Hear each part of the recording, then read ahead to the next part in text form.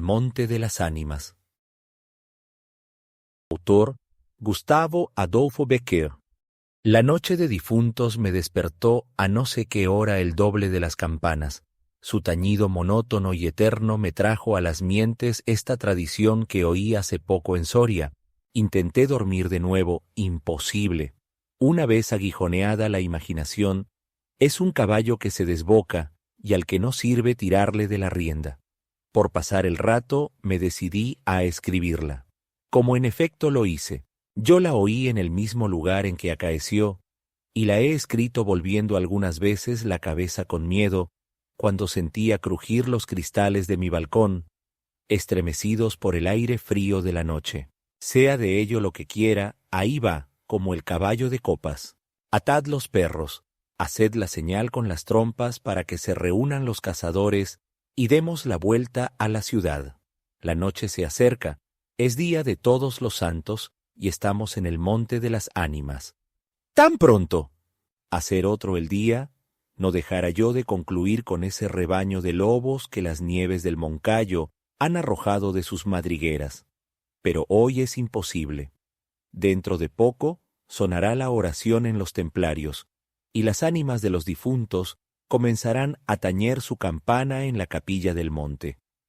En esa capilla ruinosa, «Va, ¿quieres asustarme?»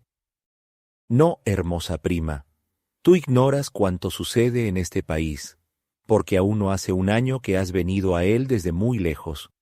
Refrena tu yegua, yo también pondré la mía al paso, y mientras dure el camino te contaré esa historia. Los pajes se reunieron en alegres y bulliciosos grupos. Los condes de Borges y de Alcudiel montaron en sus magníficos caballos, y todos juntos siguieron a sus hijos Beatriz y Alonso, que precedían la comitiva a bastante distancia. Mientras duraba el camino, Alonso narró en estos términos la prometida historia. Ese monte que hoy llaman de las Ánimas pertenecía a Íos templarios, cuyo convento ves allí a la margen del río. Los templarios eran guerreros y religiosos a la vez.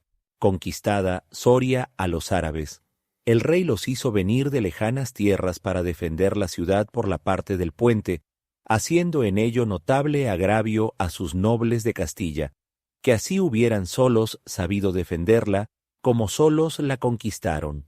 Entre los caballeros de la nueva y poderosa orden y los hidalgos de la ciudad, fermentó por algunos años, y estalló al fin un odio profundo. Los primeros tenían acotado ese monte, donde reservaban caza abundante para satisfacer sus necesidades y contribuir a sus placeres. Los segundos determinaron organizar una gran batida en el coto, a pesar de las severas prohibiciones de los clérigos con espuelas, como llamaban a sus enemigos. Cundió la voz del reto, y nada fue parte a detener a los unos en su manía de cazar, ya los otros en su empeño de estorbarlo. La proyectada expedición se llevó a cabo. No se acordaron de ella las fieras. Antes la tendrían presente tantas madres como arrastraron sendos lutos por sus hijos. Aquello no fue una cacería, fue una batalla espantosa. El monte quedó sembrado de cadáveres. Los lobos a quienes se quiso exterminar tuvieron un sangriento festín. Por último intervino la autoridad del rey. El monte, maldita ocasión de tantas desgracias, se declaró abandonado, y la capilla de los religiosos, situada en el mismo monte y en cuyo atrio se enterraron juntos amigos y enemigos, comenzó a arruinarse. Desde entonces dicen que cuando llega la noche de difuntos, se oye doblar sola la campana de la capilla, y que las ánimas de los muertos, envueltas en jirones de sus sudarios, corren como en una cacería fantástica por entre las breñas y los zarzales. Los ciervos braman espantados, los lobos aúllan, las culebras dan horrorosos silbidos, y al otro día se han visto impresas en la nieve las huellas de los descarnados pies de los esqueletos. Por eso en Soria le llamamos el Monte de las Ánimas, y por eso he querido salir de él antes que cierre la noche. La relación de Alonso concluyó justamente cuando los dos jóvenes llegaban al extremo del puente que da paso a la ciudad por aquel lado. Allí esperaron el resto de la comitiva, la cual, después de incorporárseles los dos jinetes, se perdió por entre las estrechas y oscuras calles de Soria. Los servidores acababan de levantar los manteles. La alta chimenea gótica del Palacio de los Condes de Alcudiel despedía un vivo resplandor iluminando algunos grupos de damas y caballeros que alrededor de la lumbre conversaban familiarmente, y el viento azotaba los emplomados vidrios de las ojivas del salón. Solas dos personas parecían ajenas a la conversación general, Beatriz y Alonso. Beatriz seguía con los ojos, absorta en un vago pensamiento, los caprichos de la llama. Alonso miraba el reflejo de la hoguera chispear en las azules pupilas de Beatriz. Ambos guardaban hacía rato un profundo silencio. Las dueñas referían, a propósito de la noche de difuntos, cuentos temerosos, en que los espectros y los aparecidos representaban el principal papel, y las campanas de las iglesias de Soria doblaban a lo lejos con un tañido monótono y triste. «Hermosa prima», exclamó al fin Alonso rompiendo el largo silencio en que se encontraban, «pronto vamos a separarnos, tal vez para siempre. Las áridas llanuras de Castilla, sus costumbres toscas y guerreras, sus hábitos sencillos y patriarcales, sé que no te gustan. Te he oído suspirar varias veces, ¿acaso por algún galán de tu lejano señorío?» Beatriz hizo un gesto de fría indiferencia. Todo un carácter de mujer se reveló en aquella desdeñosa contracción de sus delgados labios. Tal vez por la pompa de la corte francesa, donde hasta aquí has vivido, se apresuró a añadir el joven. De un modo o de otro, presiento que no tardaré en perderte. Al separarnos quisiera que llevases una memoria mía. ¿Te acuerdas cuando fuimos al templo a dar gracias a Dios por haberte devuelto la salud que viniste a buscar a esta tierra? El joyel que sujetaba la pluma de mi gorra cautivó tu atención. Qué hermoso estaría sujetando un velo sobre tu oscura cabellera, ya aprendido el de una desposada. Mi padre se lo regaló a la que me dio el ser, y ella lo llevó al altar. ¿Lo quieres? No sé en el tuyo, contestó la hermosa, pero en mi país una prenda recibida compromete una voluntad. Solo en un día de ceremonia debe aceptarse un presente de manos de un deudo, que aún puede ir a Roma sin volver con las manos vacías. El acento helado con que Beatriz pronunció estas palabras turbó un momento al joven, que después de serenarse dijo con tristeza: «Lo sé, prima, pero hoy se celebran todos los santos, y el tuyo entre todos. Hoy es día de ceremonias y presentes. ¿Quieres aceptar el mío?» Beatriz se mordió ligeramente los labios y extendió la mano para tomar la joya, sin añadir una palabra. Los dos jóvenes volvieron a quedarse en silencio, y volvióse a oír la cascada voz de las viejas que hablaban de brujas y de trasgos, y el zumbido del aire que hacía crujir los vidrios de las ojivas, y el triste y monótono doblar de las campanas. Al cabo de algunos minutos, el interrumpido diálogo tornó a anudarse de este modo: «Y antes que concluya el día de todos los santos, en que así como el tuyo se celebra el mío, y puedes, sin atar tu voluntad, dejarme un recuerdo, ¿no lo harás?», dijo él clavando una mirada en la de su prima, que brilló como un relámpago, iluminada por un pensamiento diabólico. «¿Por qué no?», exclamó ésta llevándose la mano al hombro derecho, como para buscar alguna cosa entre los pliegues de su ancha manga de terciopelo bordado de oro. Después, con una infantil expresión de sentimiento, añadió: «¿Te acuerdas de la banda azul que llevé hoy a la cacería, y que por no sé qué emblema de su color me dijiste que era la divisa de tu alma?» «Sí». «Pues, se ha perdido y pensaba dejártela como un recuerdo». «¿Se ha perdido? ¿Y dónde?», preguntó Alonso incorporándose de su asiento y con una indescriptible expresión de temor y esperanza. «No sé, ¿en el monte acaso?». «En el monte de las ánimas», murmuró palideciendo y dejándose caer sobre el sitial. «En el monte de las ánimas». Luego prosiguió con voz entrecortada y sorda: «Tú lo sabes, porque lo habrás oído 1000 veces. En la ciudad, en toda Castilla, me llaman el rey de los cazadores. No habiendo aún podido probar mis fuerzas en los combates, como mis ascendientes, he llevado a esa diversión, imagen de la guerra, todos los bríos de mi juventud, todo el ardor hereditario en mi raza. La alfombra que pisan tus pies son despojos de fieras que he muerto por mi mano. Yo conozco sus guaridas y sus costumbres. Yo he combatido con ellas de día y de noche, a pie y a caballo, solo y en batida. Y nadie dirá que me ha visto huir el peligro en ninguna ocasión. Otra noche volaría por esa banda, y volaría gozoso como a una fiesta.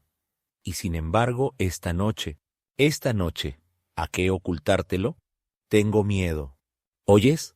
Las campanas doblan, la oración ha sonado en San Juan del Duero, las ánimas del monte comenzarán ahora a levantar sus amarillentos cráneos de entre las malezas que cubren sus fosas. Las ánimas, cuya sola vista puede helar de horror la sangre del más valiente, tornar sus cabellos blancos o arrebatarle en el torbellino de su fantástica carrera como una hoja que arrastra el viento sin que se sepa a dónde. Mientras el joven hablaba, una sonrisa imperceptible se dibujó en los labios de Beatriz, que cuando hubo concluido exclamó con un tono indiferente, y mientras atizaba el fuego del hogar, donde saltaba y crujía la leña, arrojando chispas de 1000 colores, «¡Oh! Eso de ningún modo. ¡Qué locura! Ir ahora al monte por semejante friolera. Una noche tan oscura, noche de difuntos, y cuajado el camino de lobos». Al decir esta última frase, la recargó de un modo tan especial que Alonso no pudo menos de comprender toda su amarga ironía. Movido como por un resorte, se puso de pie, se pasó la mano por la frente, como para arrancarse el miedo que estaba en su cabeza y no en su corazón, y con voz firme exclamó dirigiéndose a la hermosa, que estaba aún inclinada sobre el hogar entreteniéndose en revolver el fuego. «Adiós, Beatriz, adiós, hasta pronto». «Alonso, Alonso», dijo ésta, volviéndose con rapidez, pero cuando quiso o aparentó querer detenerle, el joven había desaparecido. A los pocos minutos se oyó el rumor de un caballo que se alejaba al galope. La hermosa, con una radiante expresión de orgullo satisfecho que coloreó sus mejillas, prestó atento oído a aquel rumor, que se debilitaba, que se perdía, que se desvaneció por último. Las viejas, en tanto, continuaban en sus cuentos de ánimas aparecidas. El aire zumbaba en los vidrios del balcón, y las campanas de la ciudad doblaban a lo lejos. Había pasado 1 hora, 2, 3. La medianoche estaba a punto de sonar, y Beatriz se retiró a su oratorio. Alonso no volvía, cuando en menos de 1 hora pudiera haberlo hecho. «Habrá tenido miedo», exclamó la joven cerrando su libro de oraciones y encaminándose a su lecho, después de haber intentado inútilmente murmurar algunos de los rezos que la Iglesia consagra el día de difuntos a los que ya no existen. Después de haber apagado la lámpara y cruzado las dobles cortinas de seda, se durmió con un sueño inquieto, ligero, nervioso. Las 12 sonaron en el reloj del postigo. Beatriz oyó entre sueños a las vibraciones de la campaña, lentas, sordas, tristísimas, y entreabrió los ojos. Creía haber oído a par de ellas pronunciar su nombre, pero lejos, muy lejos, y por una voz ahogada y doliente. El viento gemía en los vidrios de la ventana. «Será el viento», dijo, y poniéndose la mano sobre el corazón, procuró tranquilizarse, pero su corazón latía cada vez con más violencia. Las puertas de alerce del oratorio habían crujido sobre sus goznes con un chirrido agudo, prolongado y estridente. Primero unas y luego las otras más cercanas, todas las puertas que daban paso a su habitación iban sonando por su orden, estas con un ruido sordo y grave, aquellas con un lamento largo y crispador. Después silencio.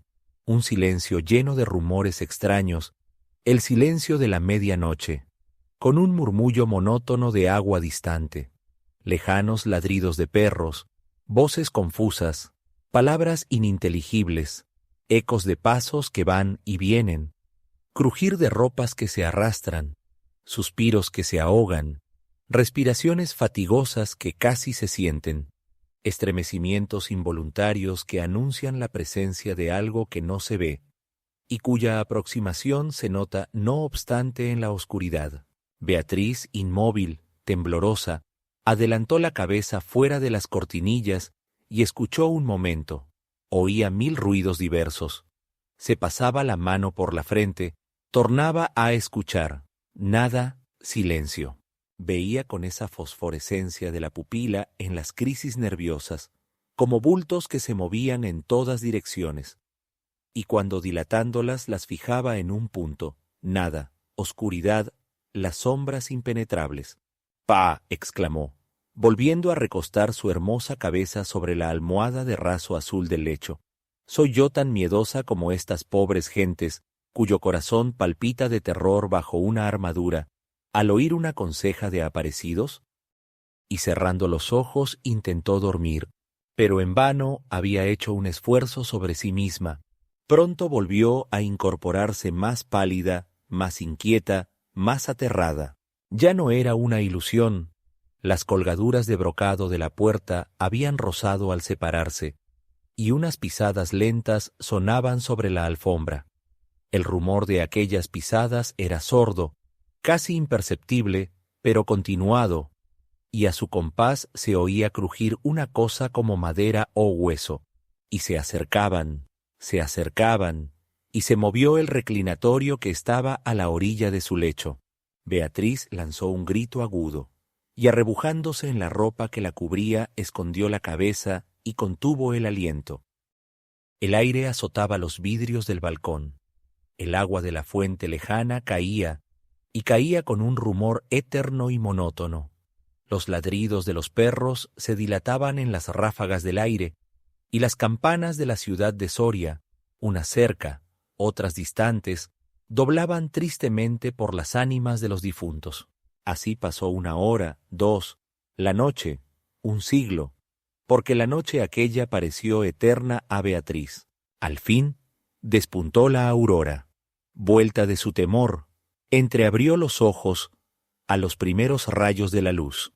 Después de una noche de insomnio y de terrores, es tan hermosa la luz clara y blanca del día, separó las cortinas de seda del lecho, y ya se disponía a reírse de sus temores pasados, cuando de repente un sudor frío cubrió su cuerpo. Sus ojos se desencajaron y una palidez mortal descoloró sus mejillas. Sobre el reclinatorio había visto sangrienta y desgarrada la banda azul que perdiera en el monte, la banda azul que fue a buscar a Alonso. Cuando sus servidores llegaron despavoridos a noticiarle la muerte del primogénito de Alcudiel, que a la mañana había aparecido devorado por los lobos entre las malezas del Monte de las Ánimas, la encontraron inmóvil, crispada, asida con ambas manos a una de las columnas de ébano del lecho, desencajados los ojos, entreabierta la boca, blancos los labios, rígidos los miembros, muerta, muerta de horror. Dicen que después de acaecido este suceso, un cazador extraviado que pasó la noche de difuntos sin poder salir del Monte de las Ánimas y que al otro día, antes de morir, pudo contar lo que viera, refirió cosas horribles. Entre otras, se asegura que vio a los esqueletos de los antiguos templarios y de los nobles de Soria enterrados en el atrio de la capilla, levantarse al punto de la oración con un estrépito horrible, y caballeros sobre osamentas de corceles, perseguir como a una fiera a una mujer hermosa, pálida y desmelenada, que con los pies desnudos y sangrientos, y arrojando gritos de horror, daba vueltas alrededor de la tumba de Alonso.